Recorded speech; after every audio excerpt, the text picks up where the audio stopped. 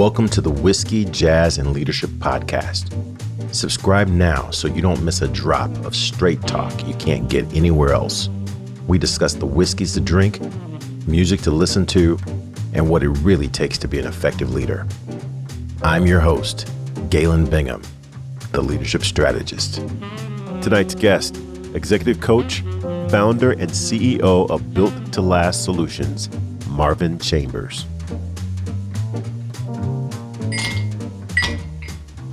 Hey, what you drinking? Okay, so this is a conversation that quite possibly has been 3 years in the making. When I first launched this podcast, did a couple of episodes, actually made halfway through the first year, the first season, and I started making a list of people that I would love to have on my podcast at some point. This is one of the names, so I get to pull out that list and mark it off because I am bringing to you someone that I've known for a really, really long time, and you guys have heard me talk about my life prior to executive coaching, prior to being the leadership strategist, even prior to writing leadership books, prior to this podcast, actually. And that life, much of it was spent at the Coca-Cola Company. Well, here's a guy who I've known even since that time. So with that, I'd love to introduce to some Mr. Marvin Chambers. What's going on, man? What's going on? Galen, what's up, man? It's glad to be here. Glad to be here with you this afternoon. Man, I tell you, you've been on the list for a bit, and I am just so glad that we could get the podcast to a level where I felt comfortable enough to actually reach out and see if I could get you on the show. So we got a lot to catch up on because, although we've stayed in contact, this is one of the few times that we've actually been in the same virtual space together. So I got a lot to catch up with you on, a lot of questions to ask. But one of my first questions, and everyone knows that this is the question that kicks everything off. So what you drinking? Well, I know this is about whiskey and jazz and all, but sometimes I'm a contrarian, you know that. So I'm actually keeping it light with my time tea today. Okay, time tea. I got a little tickle in my, I might have to hit some time tea. Okay, so you know a little bit about time tea then, about, it's kind of like its effects on viruses and immune system and all that kind of stuff. So yeah, you might want to get a little bit of this. See, you see what you get when you check out Whiskey, Jazz, and Leadership. We cover it all. Well, hey, man, since I knew I had you coming, and this conversation is going to be far-reaching, and I knew that it's going to be foundational. We're going to be hitting some foundational elements of whiskey, some foundational elements of jazz and leadership. I had to go back to the foundation.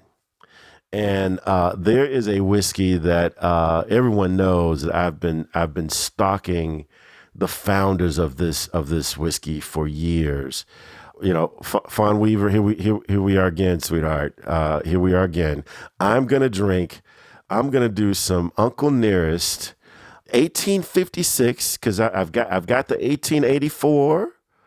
I've got like an inch of the 1820 left. I've even got some Uncle Nearest Master's Blend, which you can only get when you go to the distillery. I got some of that. I've got even several of these bottles signed by Victoria Butler, who is the master blender, master distiller of Uncle Nearest. But I'm gonna save those until I can get someone from Uncle Nearest to be on this podcast. But since I'm going to be talking with Mr. Marvin Chambers, I thought I would break out the 1856. So I'm gonna go ahead and open this up. And as you can tell, man, I got like an inch and a half of this. I'm gonna go ahead. Let's go ahead and get this open and pour me a little bit. Excellent. And as you know, this is bottled in bond, right? This is right at 100 proof. So nothing less for this conversation. So Marvin, you and I have known each other for a bit, and we know some mutual folks. But for my listeners, I'd love for you to share a little bit about your background, because although you and I shared one company together, you've worked at a couple of pretty significant corporations that provide a lot of diversity to the work that you're doing now. So if you can give my listeners just kind of a sense as to your background, and then we can get into this conversation. Well, not to date myself too much, but I guess at this point, 30 plus years of experience in the corporate world. Started out at NCR Corporation, and spent some time at AT&T as well, kind of in some finance capacities, before I kind of migrated over into human resources. So spent a lot of time in human resources at companies like the Coca-Cola Company, W.R. Grace in particular, as well as doing a stint in management consulting in the change management practice for EY and Capgemini for a while. So lots of different experiences, kind of the finance, human resources, kind of change, organizational development realm. And about 7 years ago, said it's time to kind of make the leap, given the things I was seeing on the leadership front, and decided that it was time to kind of go out on my own, and have been loving every minute of it, Galen. Been loving every minute of it. Wow, I mean that's fantastic, and like I said before, just the diversity of organizations, the diversity of disciplines that you've been in, really does contribute to the work that both you and I are doing. And I'm going to go back towards the beginning of my story, because I've told part of this in small spaces before. I've never shared this on this larger stage. But today just happens to be Founders Day for your great college fraternity, Omega Psi Phi Fraternity Incorporated. So, and you got your colors on, you represent. And so here's the story. I pledged and joined the fraternity at the graduate chapter, at the graduate level. And a big part of that was I was going to these corporate meetings, and we would sit around after the corporate meetings, and there would be a number of us just sitting around having a conversation. There was like this commonality amongst the people talking. And I looked around, and most of the people that I seemed to be hanging out with happened to be part of the same fraternity. And so when it came time for me to really go ahead and stop perpetrating and do the work to join a fraternity, for me, Kappa Alpha Psi really did seem to make sense. Now, the only carve out to that is all of us that were sitting around seemed to connect. Everyone was part of Kappa Alpha Psi except for Marvin Chambers. So Marvin is sitting there repping his own stuff. He's in his own space. So talk to me a little bit about this journey that you've been on and your ability to kind of step in to spaces, still communicate without compromising who you are. Oh man, that's a great question. I think that just goes back to my parents in terms of really instilling in me in sense of being comfortable with who I am. And the story I gave that kind of really hit home for me at early on, that kind of helped me that kind of shaped that thinking, is like my mom, right? So you know me, I'm not even, I'm not even that tall, like 5'7", right? Some say I have a big personality, but I'm about 5'7".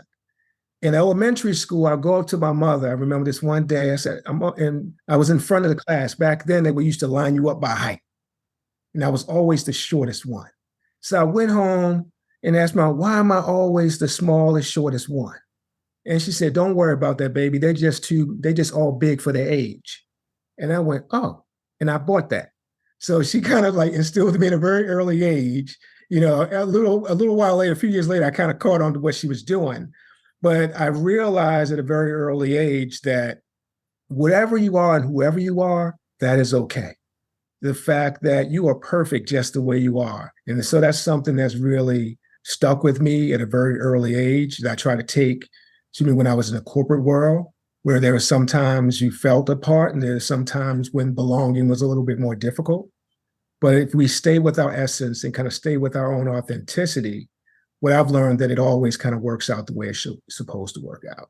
Wow, I love that. I love it, and you know, and you're starting to get into some of the elements of where I like to start, which is helping, you know, asking my guests to help me define from their perspective the name of this podcast, which is Whiskey, Jazz, and Leadership. And I had a good friend who was on this podcast, and he said, "Well, Galen, it's simple: whiskey, jazz, and leadership. That's Galen.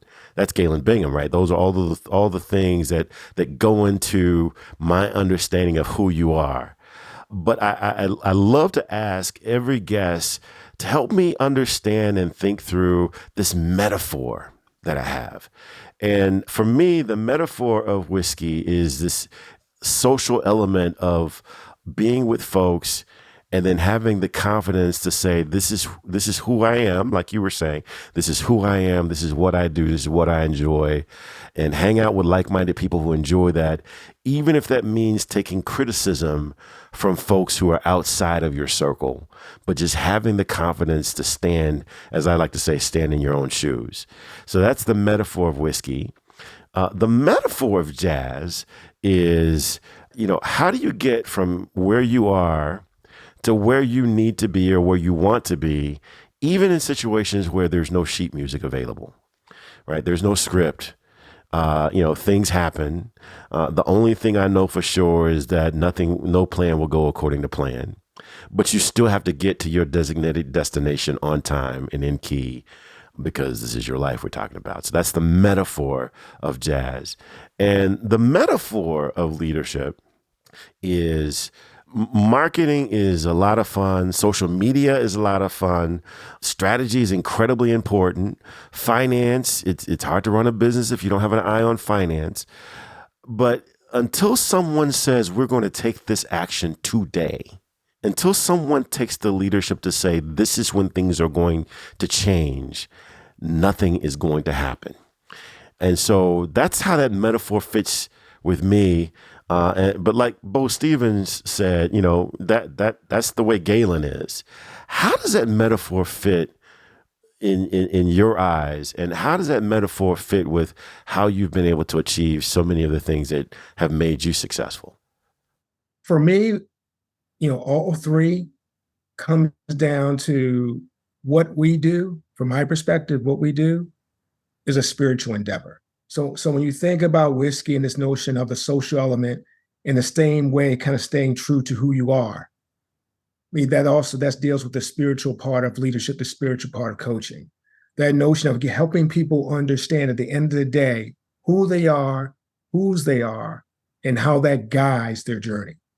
It also helps when you think about jazz, right? This whole notion of being able to kind of like not have to go with the script, to understand that life is going to throw curveballs every moment. The one constant that you have in all of that is yourself. So people can shake and bake and do anything you want. You can do that with yourself, right? Playing basketball, I know you were a good hoop star and all that stuff back in the day. You know that people can do crossovers and do everything, but all you got to do is stay centered to their hip. So if we as human beings and as leaders can stay centered to who we truly are in those moments, so again, that's the spiritual element, you can't go wrong. And then lastly, when you talk about leaders, absolutely true. You know, you can have all the strategy you want and people going in different directions, but if somebody doesn't kind of take the helm and make it happen, it's not going to happen. And what we do, from my perspective, with leaders is help them at the end of the day create an environment of safety, because we live in this world now where it's like so much volatility, complexity, ambiguity. There is no script, kind of just like jazz. And so what leaders have to do more than they ever had to do before is create an environment where everyone feels safe to share their ideas, to share their perspective, and get that creative and collective genius on the table in order to truly make things happen. So for me, that's the element of the spiritual nature of what we do, kind of brings the jazz, the whiskey, and the leadership all together. Talk about being deep, man. I didn't know Q's could swim that deep, man. You right there. I try. I try. You think about one of our founders being Edgar A. Love, the first African American Methodist bishop, so that there's some foundation with us there. Kind of that no spiritual element of things. Love it, love it. Hey, let's talk about one of the things that you touched on, and it's this idea of trying to create safety. And one of the first pieces that I wrote really kind of got at that a little bit, and it was entitled that leaders stand in the gap of uncertainty and help other people across. And it's just this idea that it doesn't take much of a leader to lead during good times. Everyone wants to be a leader during good times. Everyone wants to pass out bonuses. Everyone wants to stand on stage and say, wow, we did it. Congratulations. But it's during those moments of uncertainty when leadership is really called for. What are some things that you go to try to encourage those leaders during those moments of uncertainty? Because most leaders try to demonstrate that they're not nervous, but they're human, so they're nervous. And part of our job is to help give them this sense of stability in moments where there's uncertainty all around. What do you do in those moments to try to give and provide that sense of calm in moments when, yeah, I can see why you need a coach right now. It's kind of rough. That's a great question. For me, it's the biggest thing. There are a few things, but the biggest thing to come to mind is I help them remember. And the biggest thing I help them remember is remember who they are. So when things are rough and things get a little shaky, you forget. You forget that you've had other successes. You forget that you've been in the water pretty deep and wasn't sure if you were going to be able to swim. You forget the fact that you have had failures, but you made it through them. So I think that's the biggest thing that can kind of really kind of steady individuals, is to kind of help them remember that. So, with that, which helps me to be able to tap into that very early on, I always do what I call a life and career map with leaders, where I help them think back as far early as they can in their childhood to the current moment and outline for me all their ups and downs, highs and lows, and what did they learn from those experiences. And of course, most of them will tell you that those lows is where they learned the most. And the process, part of our job is to kind of help put up that mirror and help them understand that you've been in places like this before. You've been to those dark places. You've been to those low places. You've made it out. So you're gonna make it out of here too. So just reminding them who they are as a way of encouraging them that they're going to be able to move through this as well. And another thing that I do, at least I don't know about with the folks that you work with, but some of the folks I work with like to seem invincible. And so to get to that point, even though you can see the nervousness and not sure, they don't like to admit it. So I like to put it out there for them and say, this is what I'm seeing, and it's okay. And so by us demonstrating and role modeling that it's okay to not know the answer, and letting them know that I know that they don't know the answer, but still making them feel safe in that moment, and let them know I'm still their ally, I'm there with them, in some way creates this environment where they feel safe enough to be vulnerable. And then they can see that they actually can be that same force for others in their organizations that are feeling vulnerable and unsafe, so that they can step up. Because as you know, that's the biggest thing they need in leadership. Just that ability to, even with the doubts and the fears and the anxiety, to still stay true and step up. So I think those are some of the things I think we both do, and we've had those conversations in the past that kind of help those leaders kind of stay true, right the ship, and keep going despite the apparent obstacles. Hey, it's not too late. Hit that subscribe button so you're sure to catch the next episode. If you're really enjoying the vibe, leave us a review or become a VIP for guest and show exclusives. Cheers.